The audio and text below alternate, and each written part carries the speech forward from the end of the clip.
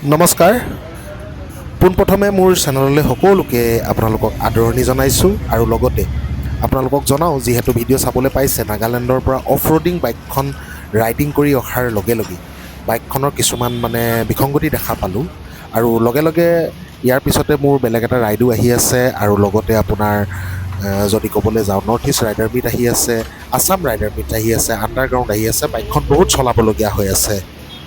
আৰু এটা কথা সদায় মনত থ'ব, এজন যদি আপুনি ভাল ৰাইডাৰ হ'ব বিচাৰে তেনেহ'লে প্ৰথমতে আপোনাৰ নিজৰ বাইকখনক ভাল পাবলৈ শিকক। কাৰণ বাইকখন যেতিয়া ভাল হৈ থাকিব আপোনাৰ ৰাইডটো স্মুথলি পাৰ হ'ব। আপুনি অফ ৰোডিঙেই কৰক, লাগিলে অন ৰোডিঙেই কৰক, মটৰচাইকেলখন চলাই যেতিয়া আপুনি থ্ৰটলত হাত দিব বা আপুনি থ্ৰটল পকাব, বাইকখনে আপোনাৰ যাতে কোনো কাৰণতে লগ এৰি নিদিয়ে তাৰ প্ৰতি আপোনালোকে বিশেষ লক্ষ্য ৰাখিব।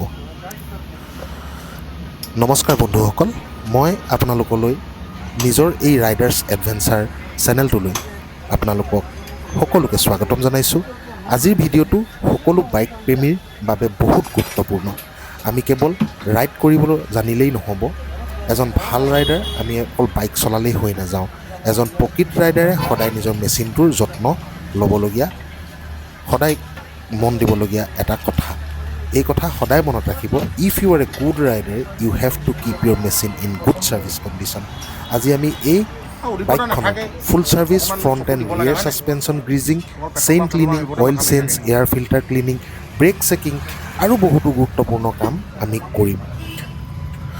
যদি পাৰে ভিডিঅ'টো আপোনালোকে শেষলৈকে চাই থাকিব, কাৰণ ইয়াৰ পিছত আপোনাৰ বাইক আগৰ তুলনাত বহুত স্মুথ অনুভৱ হ'ব আপোনালোকৰ।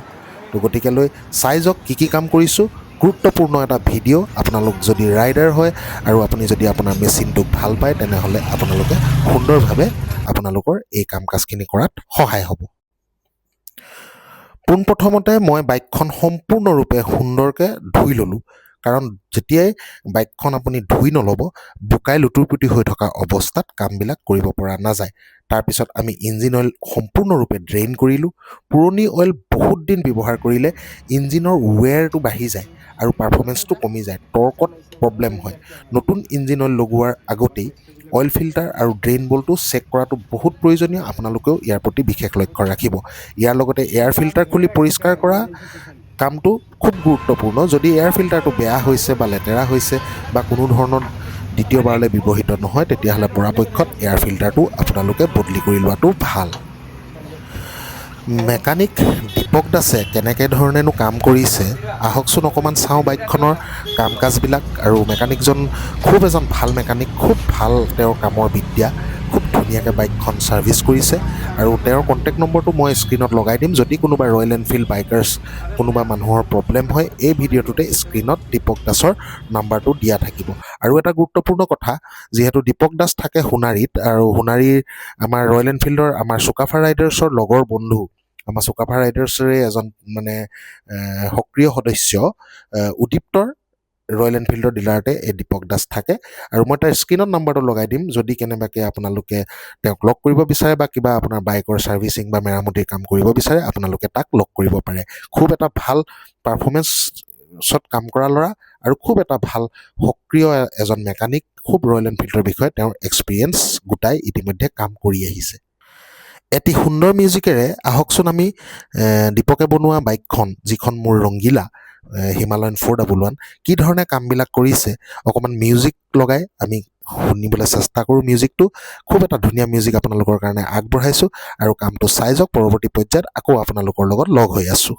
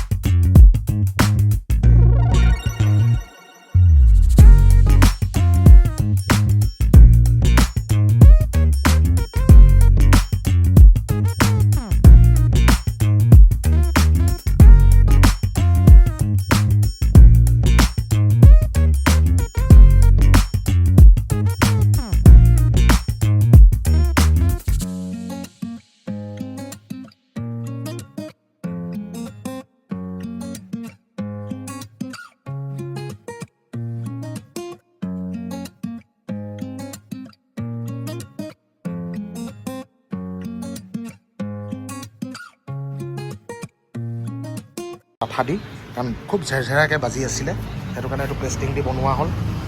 ফ্ৰণ্টৰ ৰাবাৰ কিটটো অলৰেডি চেঞ্জ কৰি দিয়া হ'ল। আগৰ ৰাবাৰ কিটটোতো ফাটি আছিলে, আপোনালোকে পৰৱৰ্তী সময়ত দেখিছে। তাৰপৰা আপোনাৰ ডিস্ক যিটো ব্ৰেকৰ মেচিন, সেই মেচিনটো চাফ চিকুণ কৰা হ'ল, গ্ৰিজিং কৰা হ'ল, বিয়েৰিং গ্ৰিজিং কৰা হ'ল। অলৰেডি এইবিলাক খুলি লাংথাং হৈ আছে, দেখিছে। থ্ৰটল বডিটো খোলা হ'ল, এক্সেলেটাৰ কেবুল খোলা হ'ব, ক্লাছ কেবুল খোলা হ'ব, বেক চাইডৰ বিয়েৰিং খোলা হ'ব। চব এফালৰ পৰা মানে প্ৰথমৰ পৰা কামবিলাক কৰি আহিছে। আৰু এইবিলাক থ্ৰটল বডিত লগা যিটো কানেক্টৰটো চব কিমান লেতেৰা হৈ গৈছে, কানেক্টৰৰ ভিতৰতো চব কিমান লেতেৰা হৈ গৈছে, খুব এটা লেতেৰা কণ্ডিশ্যন। তো নিজৰ মেচিন যেতিয়া ঠিক ৰাখিব, এতিয়া বৰ্তমান সময়ত আমাৰ যিহেতু NERM আহি আছে, নৰ্থ ইষ্ট ৰাইডাৰ মিট, তো ছিকিমত আছে এইবাৰ। তো ছিকিম এটা হিল ষ্টেচন হয়, আৰু তাত মটৰচাইকেলখনে যদি ঠগি দিয়ে, তেতিয়াহ'লে ৰাইডিং কৰিবলৈ যোৱা কোনো অৰ্থ নহ'ব। তো গতিকেলৈ নিজৰ মেচিনটো নিজে ঠিক ৰখাটো দায়িত্ব।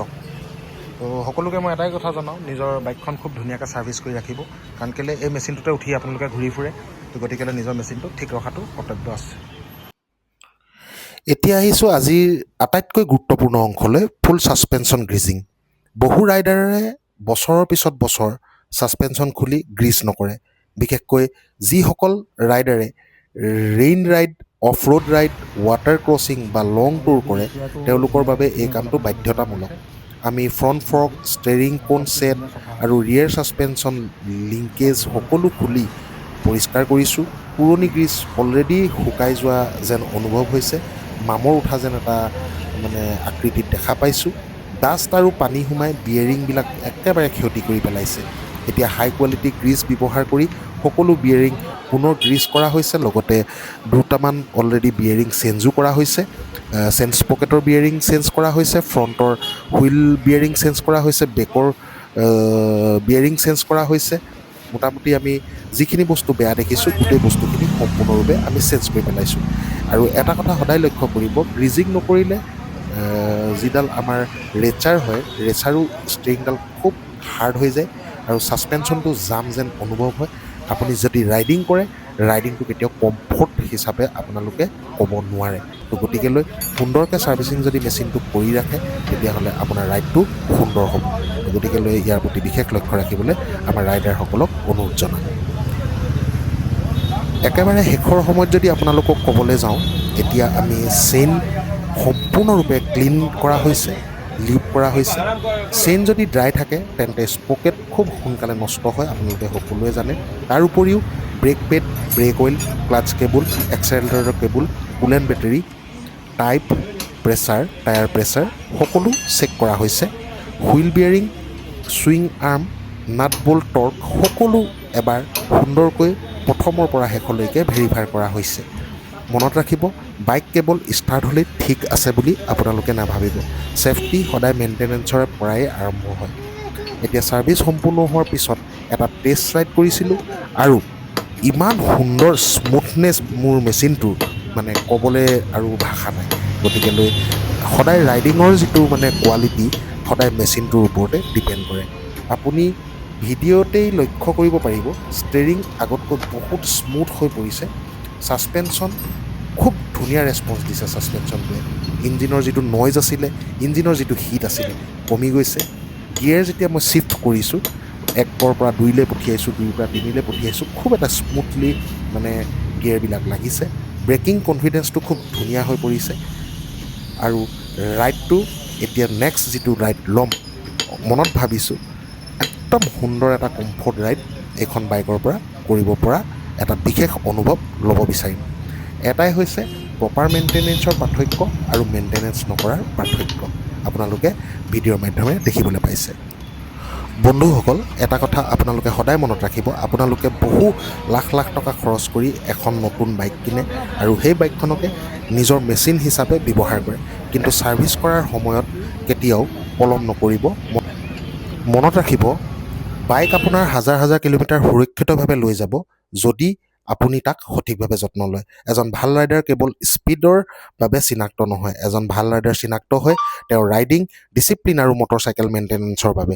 যদি ভিডিঅ'টো ভাল লাগিল, তেন্তে লাইক কৰক, কমেণ্ট কৰক, আৰু সবিশেষভাৱে কিবা জানিব বিচাৰিলে কমেণ্টৰ মাধ্যমেৰে আমাক জনাওক।